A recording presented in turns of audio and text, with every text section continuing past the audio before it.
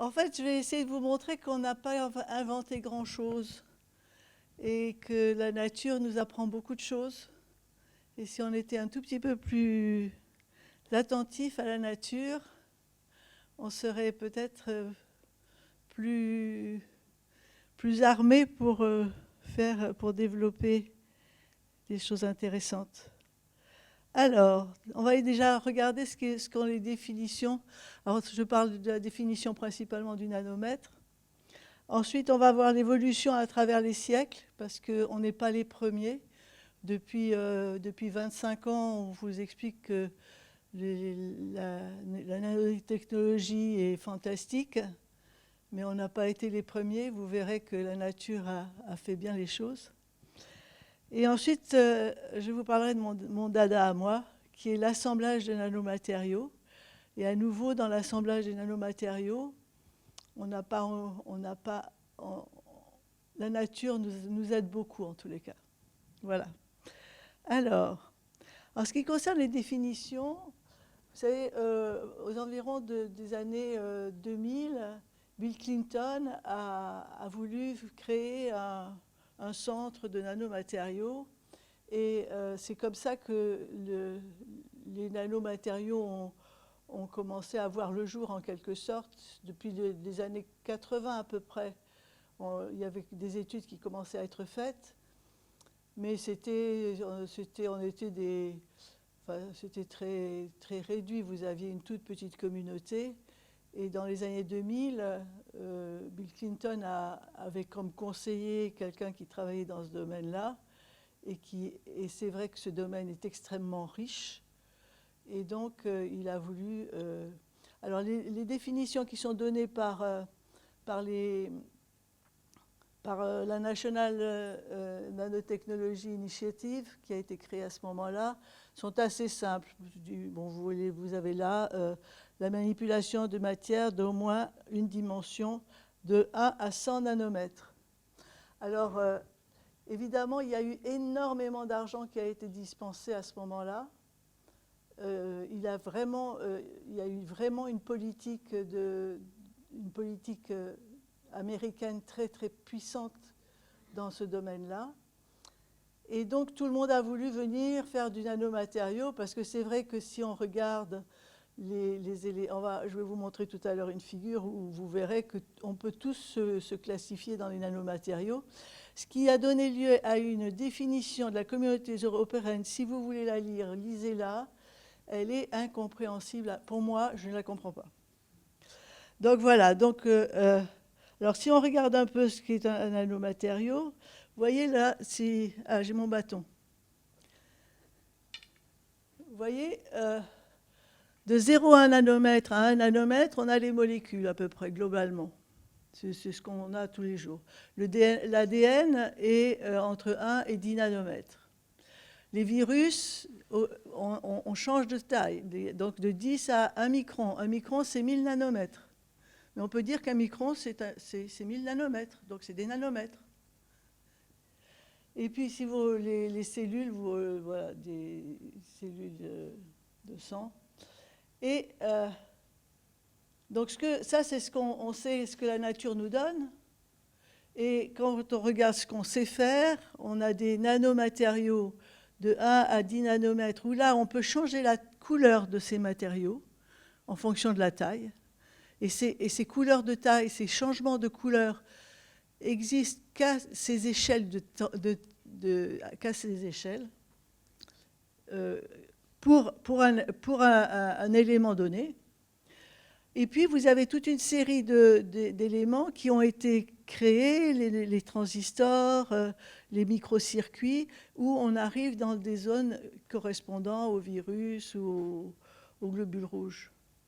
Donc, vous voyez, ce que je voulais dire dans cette introduction, c'est qu'au fond, il faut qu'on fixe un peu les limites de la dénomination nano, parce qu'on peut passer du nano au micro et plus.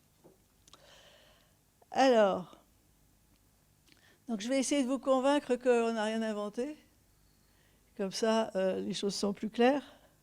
Vous voyez cet oiseau, il se déplace Il se déplace parce qu'il s'oriente parce que dans son bec, il a une particule, un nanomatériau d'oxyde de fer. Et l'oxyde de fer ressent la gravitation de la Terre. Et donc, il se déplace comme ça, grâce à ça. Et je pense que, je ne suis pas sûre, ça, je n'ai pas de preuves, mais je pense que la libellule, c'est pareil. Si vous voyez une libellule, elle va toujours dans la même direction. Et ce n'est pas possible, ça doit être un champ magnétique qui fait ça. Alors, j'appuie sur le mauvais bouton. Vous voyez? Et alors, ce qui est amusant, vous l'avez tous vu, ça. Les oiseaux qui se mettent à distance. Pourquoi? Parce que vous avez probablement ces distances. Il y a un contrôle des interactions entre nanomatériaux. Vous avez des interactions du type dipolaire, bon, des interactions qui sont... Et ces interactions font que, je pense, c'est pour ça que vous avez sur vos lignes téléphoniques des oiseaux qui restent plus ou moins à la même distance. Alors, comme je vous disais, on n'a pas inventé grand-chose. Les peintures mayas, hein, je vous rappelle les années, de 200, 900, eh bien, ce sont des oxydes de nanomatériaux. Ici, les poteries, certaines poteries aussi, c'est des poteries qui existaient, qui existent toujours. Et puis, vous n'êtes jamais posé la question pourquoi les vitraux, la couleur était toujours la même? Ben parce que les vitraux, c'est des nanomatériaux. Et c'est pour ça que quand vous avez un pull que vous mettez au soleil, le pull, il éteint au bout d'un moment. Parce que ce sont des molécules organiques qui sont soumises à la lumière, qui se cassent, et donc on perd la couleur. Or, un vitrail, les vitraux, celui-là, vous voyez, 1200, 1240, il est toujours bien. Parce que ce sont des métaux, ce sont des oxydes. Et ces oxydes-là, ils restent stables. Ils sont bien incrustés dans le matériau. Et donc, ils restent stables. En fait, si vous voulez, ce qui s'est passé, qu'est-ce qui s'est passé? Alors, pourquoi tout d'un coup, les gens ont commencé à dire on va faire de la nanotechnologie, on est des génies, on n'en finit plus d'être des génies. C'est parce que personne ne savait que ces différentes couleurs sont dues à la taille du matériau. Et quand vous avez des matériaux, quand vous changez la taille du matériau, vous allez changer la couleur. Et voilà, là, voilà un exemple. Attendez. Voilà, alors ça, c'est des nanomatériaux qui ont été fabriqués il y a un petit moment.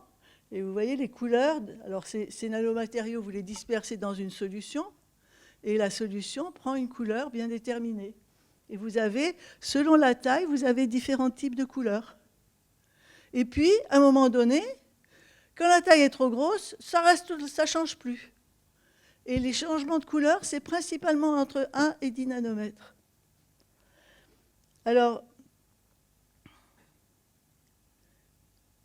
qu'est-ce qui a été vraiment important depuis ces 20 dernières années? Eh bien, c'est l'équipement. Parce que ça, on a su développer des nouvelles techniques qui montrent des nouvelles techniques, principalement de microscopie, qui ont permis de visualiser ces nanomatériaux et d'en regarder les propriétés physiques. Et ça a été un énorme pas en avant dans la science. Avec vous savez, en science, il faut avoir de la patience. Hein.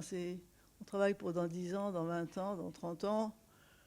On n'est jamais très pressé. Hein. Il ne faut pas être trop pressé parce que de toute façon, vous allez raconter des bêtises autrement. Et là, il y a vraiment eu un énorme effort qui a été... Et donc, on a pu voir, vous voyez, voilà des nanomatériaux. Et on voit même la structure des nanomatériaux. Et on voit bien que ce sont des cristaux.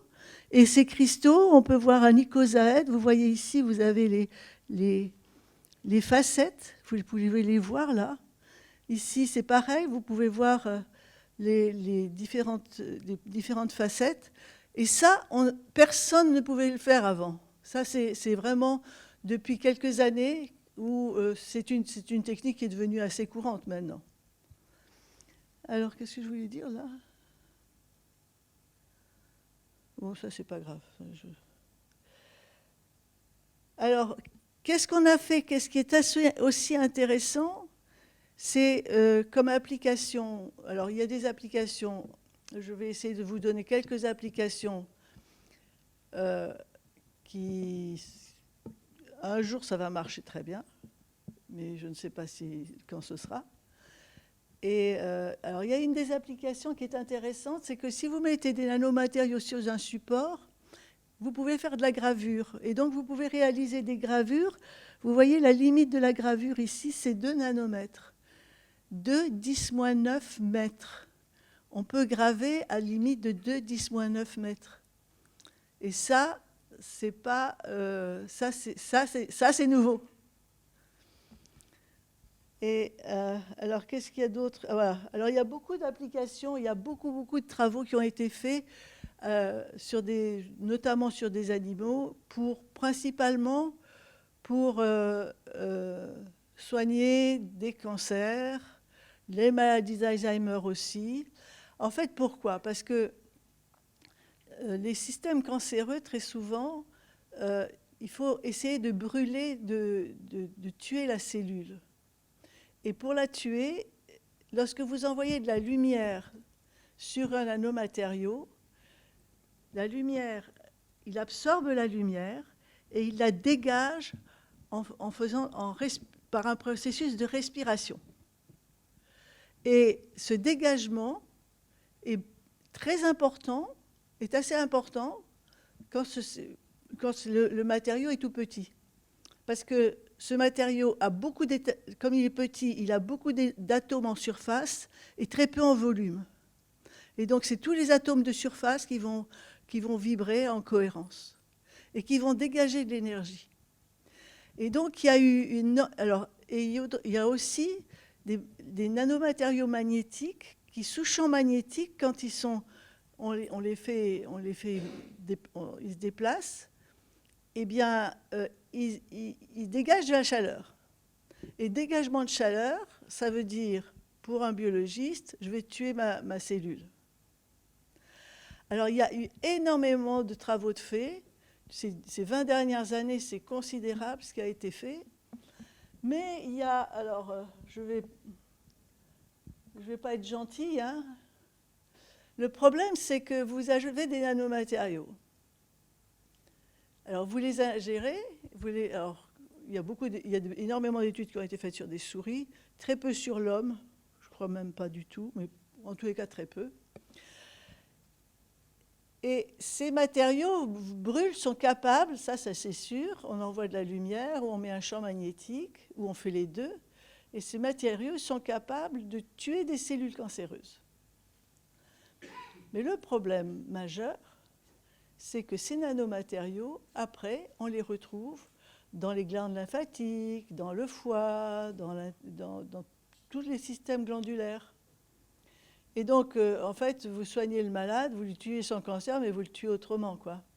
Donc c'est là, c'est à ce niveau-là où il reste encore des problèmes importants à résoudre pour essayer d'éviter ces transferts. Et comme le nanomatériau est petit, il a souvent tendance à s'accumuler dans le foie, par exemple, aussi. Donc, c'est ces accumulations qui sont un vrai problème dans les études actuelles. Mais il y a des choses qui commencent à se développer. Et là, récemment, j'ai vu un travail qui est très beau. Alors, ce n'est pas des nanomatériaux, mais c'est des couches fines de carbone.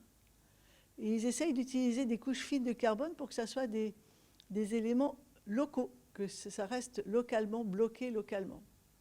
Alors, donc, voilà, il y a beaucoup d'espoir dans ce domaine, mais je pense qu'il faut attendre. Et ça, À mon avis, ça a été vendu trop vite pour dire on va s'en sortir, on va faire des choses. Il y a ce problème. Et donc, soit sous l'effet de la lumière, soit sous l'effet du champ magnétique, et des fois sur les deux, ça marche. Alors, il y a eu beaucoup d'études sur des cosmétiques, notamment Procter & Gamble ont beaucoup travaillé là-dessus, parce que si vous regardez les oxydes de fer, le fer c'est biocompatible, hein, parce qu'on a plein de fer dans notre corps. C'est biocompatible. Et donc, ils ont essayé et les oxydes de fer, ils ont toute une série, vous avez toute une série de couleurs magnifiques. Vous pouvez aller du violet à n'importe quelle couleur. Vous pouvez trouver toujours des couleurs fantastiques parce qu'il y a des multitudes d'oxydes de fer. Mais à nouveau, ils ont arrêté parce qu'ils se sont aperçus qu'il y avait accumulation de ces... Ils les utilisaient beaucoup pour les make-up. Et en fait, ils voulaient l'utiliser pour les make-up. Et ils ont arrêté les recherches là-dedans en disant qu'il y avait trop de risques pour ce système-là. Voilà, donc... alors, nous avons donc vu un peu l'évolution à travers les connaissances. Et alors maintenant, on va aller voir les assemblages. Alors, les assemblages, vous voyez, ça a été découvert dans une météorite il y a 3-4 ans. Vous voyez que les particules, vous avez des particules qui sont cristallisées, qui ont une belle forme et qui s'assemblent. Et ça a été trouvé dans une météorite. Et c'est des particules d'oxyde de fer. De la même façon, alors ça, vous le connaissez mieux. Non, ça, vous ne le connaissez pas. Moi. Dans la Seine, vous avez des bactéries, et sont notamment des bactéries magnétostatiques. Et ces bactéries-là, elles ont un magnétosome. Le magnétosome, c'est des nanoparticules qui sont alignées le long entre elles. Et c'est de la matière biologique qui entoure ces particules et qui les oblige à rester bien orientées les unes par rapport aux autres. Et ces particules, ces bactéries magnétiques, on en trouve, elles s'orientent, comme il y a un champ magnétique, elles sont sensibles au champ terrestre, parce que vous avez énormément de moments magnétiques qui sont là. Et c'est parce qu'ils sont alignés. Et quand ils sont alignés, ils deviennent paramagnétiques. Alors, vous avez aussi ça. Alors ça, quand vous avez vous savez, on sait tout ça, le graphite, c'est du carbone qui est désordonné, et le diamant, c'est du carbone qui est ordonné. Donc vous voyez, entre l'ordre et le désordre, on a un petit problème de temps en temps. Et alors, si vous prenez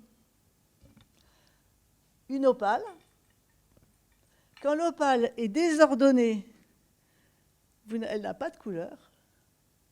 Quand l'opale est ordonnée, elle a toutes ces différences de couleurs. Et toutes ces couleurs, ces différences de couleurs, sont dues à la taille. Alors vous voyez, vous avez des assemblages.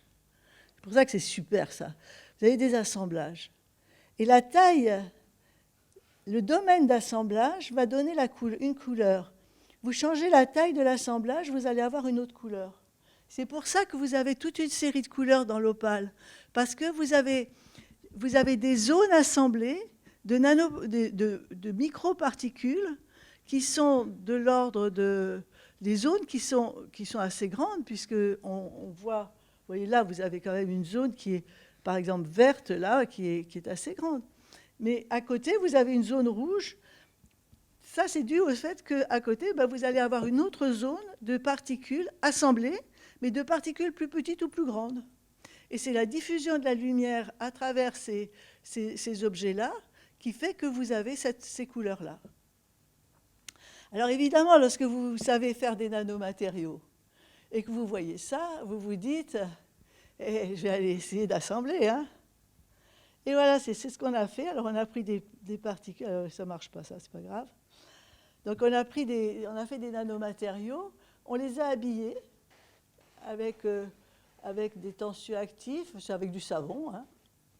Et puis quand la taille des particules sont petites, sont suffisamment uniformes, elles s'assemblent. Vous voyez ici, vous avez un assemblage, un bel assemblage, vous voyez, et elles s'assemblent en réseau hexagonal. Vous voyez l'hexagone. Et c'est exactement comme vos oranges sur l'étal du marché, quand elles ont à peu près la même taille, vous voyez, vous pouvez retrouver un hexagone. Et bien c'est pareil, mais c'est à une échelle où là il faut un microscope un peu de course pour pouvoir le voir. Alors que vous avez aussi, quand les particules ne sont pas de taille assez uniforme, ben vous avez un peu n'importe quoi.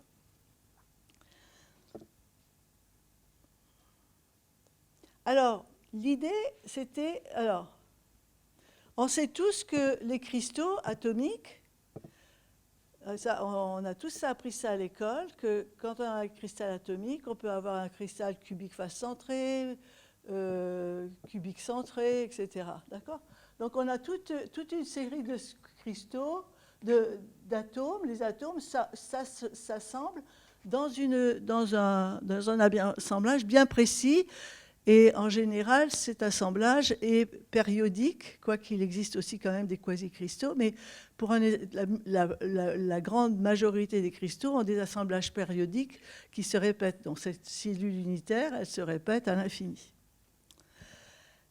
Eh bien, quand vous utilisez des nanomatériaux et que ces nanomatériaux sont suffisamment uniformes, eh bien voilà. Alors attendez, voilà. Vous voyez, vous arrivez à fabriquer du cubique centré, du cubique du face centré, de l'hexagonal compact. Et si vous regardez les dimensions, l'atome c'est 10-10, le nanomatériau c'est 10-9. Et alors ce qui est très intéressant et ce qui a fait grand débat et qui a provoqué des batailles pas possibles, ça je ne vous en parle pas parce que on est là demain matin, hein, c'est que les atomes, quand vous prenez un cristal, vous lui mettez vous faites n'importe quoi avec, il est stable. D'accord ? Tandis que les cristaux de nanomatériaux, vous ajoutez juste un peu d'éthanol, parce que ce sont juste des molécules de savon qui sont accrochées, qui assurent la jonction. Donc, les forces ne sont pas les mêmes, mais les structures sont les mêmes. Les forces mises en jeu pour créer ces assemblages ne sont pas les mêmes, mais les structures sont les mêmes. Et ça a fait grand débat parce que c'est vrai qu'au départ, se dire qu'on allait arriver à faire des assemblages de nanomatériaux sans avoir les mêmes forces mises en jeu, c'était... Bon, bref. Donc voilà, donc vous voyez, là, on peut, en jouant sur différents facteurs, mais vous voyez, là, je vous ai mis les diffractions pour vraiment vous montrer que c'est vraiment vrai, quoi. Et alors... Et vous les voyez, là, on ne les voit pas très bien, mais vous voyez, on voit les nanomatériaux, on ne les voit pas très bien, là. Je ne vais pas vous... Je peux vous les montrer sur... Alors, tout à l'heure, je vous disais, ce sont des cristaux, vous pouvez avoir des nanomatériaux qui sont amorphes, mais vous pouvez avoir des cristaux. Et quand ce sont des cristaux, vous retrouvez comme la structure cristalline alors, vous la retrouvez, vous avez la structure cristalline des nanomatériaux eux-mêmes, mais quand vous assemblez, vous avez la même structure cristalline. Mais maintenant, regardez, ici, on est sur 2 nanomètres. Ici, on est sur 5 micromètres. 5000 nanomètres. Et vous voyez qu'on a exactement, on retrouve bien les facettes. Mais je vous ai bien dit qu'on n'avait rien inventé, hein. Et ici, c'est pareil, hein. Vous voyez exactement la même chose. Donc ça, c'est des atomes. Ça, c'est des assemblages de nanomatériaux. C'est des cristaux de nanomatériaux. Mais comme je vous ai dit qu'on n'avait rien inventé, si vous regardez la fluorine, qui est une pierre, un gemme, hein, qui est atomique, la fluorine, elle a aussi une forme cubique, cubo-octaédrique, comme ça et comme ça. Donc, avec des atomes, on peut avoir des formes très, très grandes dans les minéraux, mais on peut aussi fabriquer les mêmes structures avec des forces différentes. Ça, si je mets de l'éthanol là, tout le monde s'en fiche. Vous jetez un verre de whisky là-dessus, ça ne pose pas de problème. Là, c'est fini. Tout se dissout. Vous voyez? Et là, c'est pareil. Regardez cette lapyrite. Elle est superbe. On n'a pas inventé grand-chose.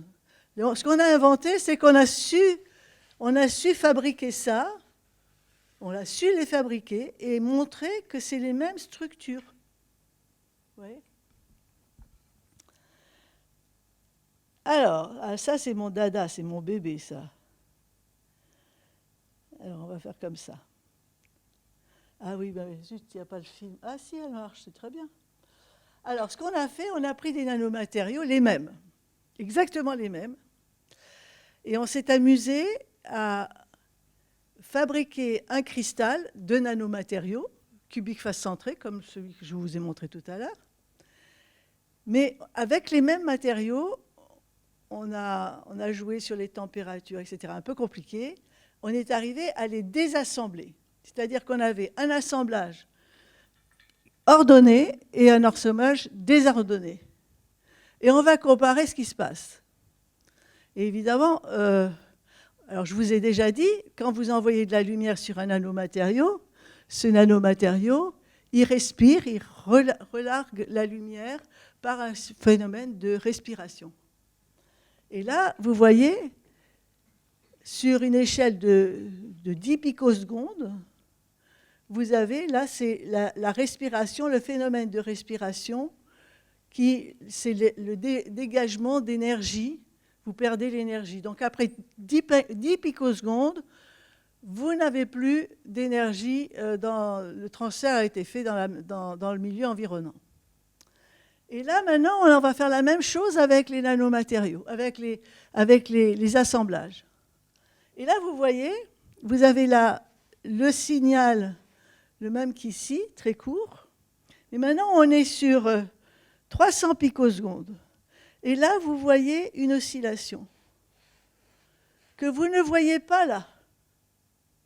Ben, cette oscillation, elle est due au fait que les nanomatériaux, quand ils sont assemblés, vibrent en cohérence, comme les atomes dans le nanomatériau.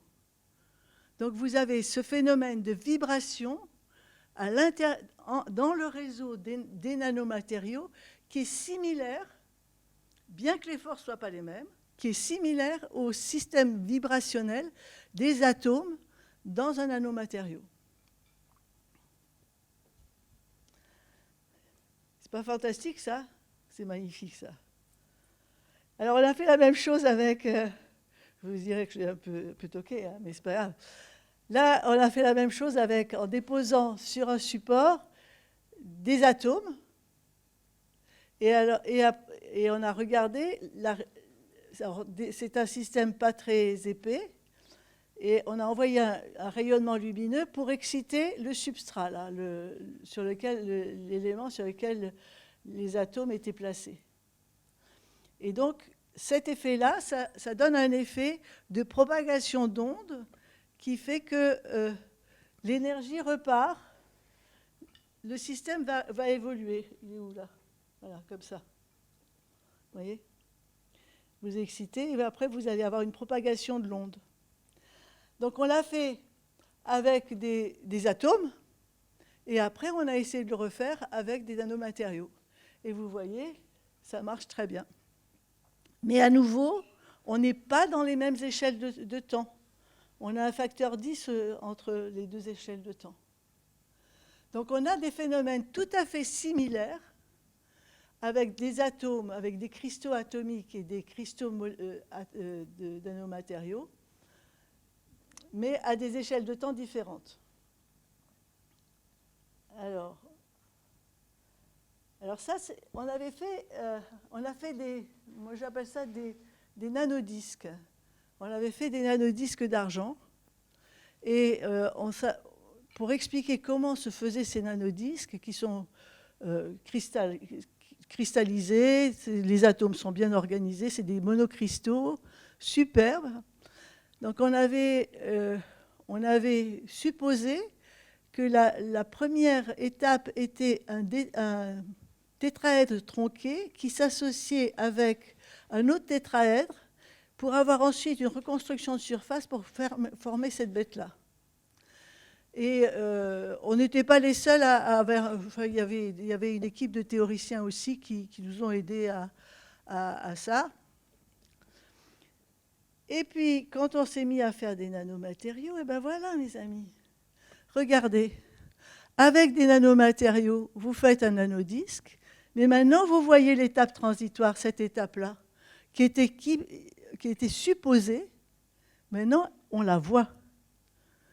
Mais on n'a rien inventé. Regardez, le tétraèdre tronqué, il existe dans la nature. Et là, dans la nature, on a retrouvé les mêmes symétries. Donc, ce qu'on a vu, alors c'est très agréable parce que vous savez que c'est plutôt vrai, quoi. Mais à nouveau, si vous regardez ici, on ne peut pas observer ça parce que ça se fait à une échelle extrêmement courte. Là, on est sur, on peut l'observer parce que probablement la croissance se fait plus lentement.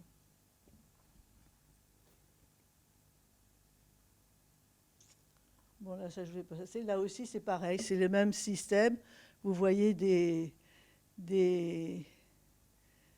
particules allongées. Alors,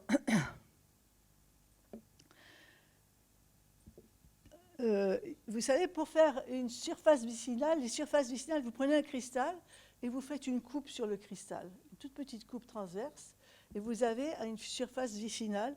Alors, les voilà, elles sont belles, elles sont magnifiques, vous avez des... Eh bien, on peut recréer ces surfaces vicinales avec des nanomatériaux, de la même façon que...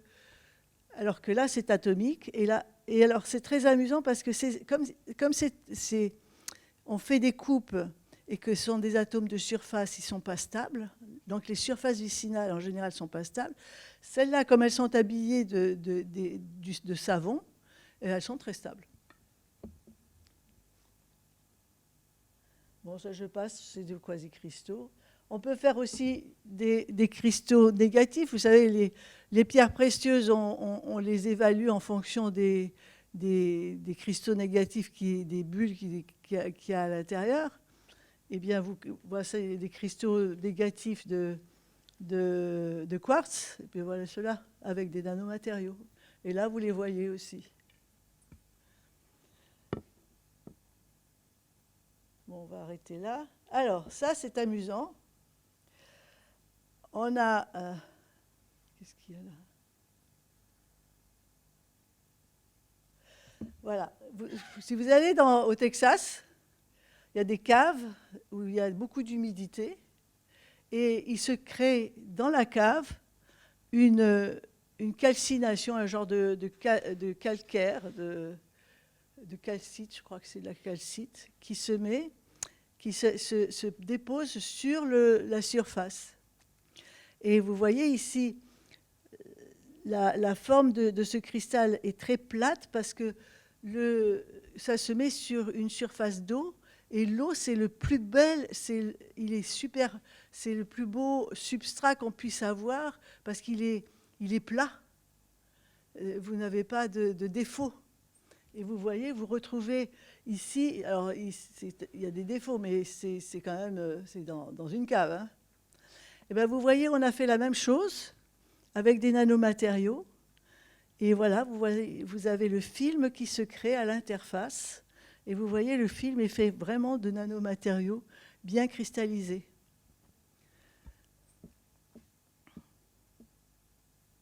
Alors ça, c'est mon dernier bébé. En fait, on a essayé de faire des coquilles de nanomatériaux. Pourquoi des coquilles? Parce que ce que je voulais faire, c'était de les faire rentrer dans des cellules cancéreuses. Et donc, on a fabriqué des coquilles. Vous voyez là, vous avez la coquille, vous avez l'élément sphérique plein, et puis vous avez des structures en forme d'œuf. Hein, Et donc, on les a... Ah oui, alors ça, ce qu'on a fait, c'est qu'on a envoyé de la lumière sur ces bêtes-là. Et ce qu'on a vu, alors ça, vous vous souvenez, je vous ai dit, quand un nanomatériau reçoit de la lumière, il respire en 10 picosecondes, on perd voilà. Donc vous l'avez là. Ça, c'est le signal de respiration du nanomatériau isolé. Maintenant, on va prendre le nanomatériau assemblé et on va lui envoyer la même quantité de lumière qu'à l'assemblage de ceux-là, mais pas... Ceux-là, ils ne sont pas assemblés, mais le nombre de nanomatériaux est le même. Et là, ils sont assemblés, là, ils ne le sont pas. Alors, on envoie la même chose. Et là, qu'est-ce qu'on voit? Vous voyez, on voit le signal, là, ici, qui est très rapide. Et à nouveau, un nouveau signal, ici. Et en fait, qu'est-ce qui se passe? En fait, quand la lumière arrive, elle envoie de l'énergie sur tous ces petits nanomatériaux qui sont là, qui sont les uns à côté des autres, et l'énergie est transférée à travers les molécules de savon. Ce qui fait que ça accumule toute l'énergie, et on crée comme ça un petit radiateur c'est juste de l'accumulation d'énergie due à l'absorption de chacune des particules qui étaient dans l'assemblage. Et donc on a eu, et si on compare ça à un nanomatériau qui a la même taille que l'assemblage, eh bien il y a beaucoup moins d'énergie.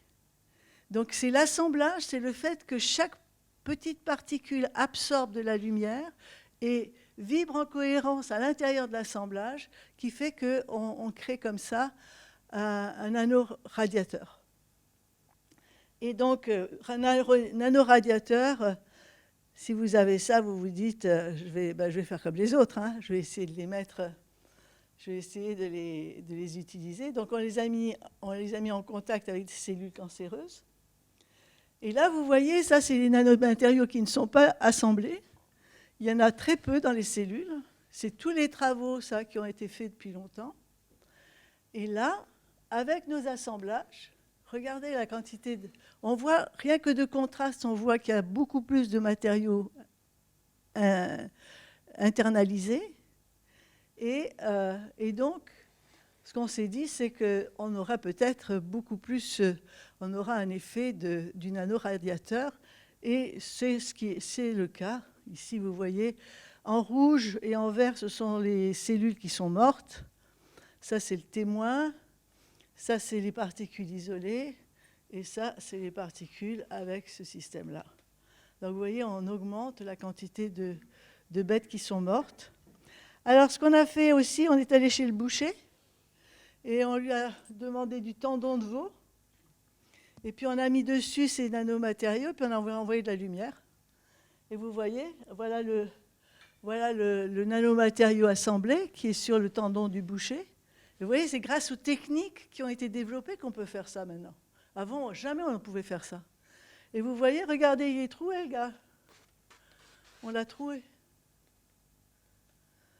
Donc voilà, donc vous voyez, ces systèmes sont d'une richesse fantastique. Alors, ce qu'on a vu, c'est que les nanomatériaux, donc, on les voit dans les cerveaux des animaux, on le trouve dans la nature. Ils ont des propriétés qu'on a toujours utilisés. L'apport de ces dernières années, c'est justement les nouvelles technologies. Les nanomatériaux, au-delà de 100 nanomètres, on devient, c'est pas pratiquement proche du massif, sauf quand ce sont des assemblages de nanomatériaux. Du fait de la réduction de la taille, il est difficile de les manipuler, et ça, c'est un vrai problème. C'est une vraie difficulté pour des applications. Alors, donc la nature est capable, vous avez vu dans les météorites, dans l'opale, capable de faire des matériaux. On trouve une très grande analogie entre même les propriétés structurales, mais aussi certaines propriétés physiques. Mais là, tout est à faire.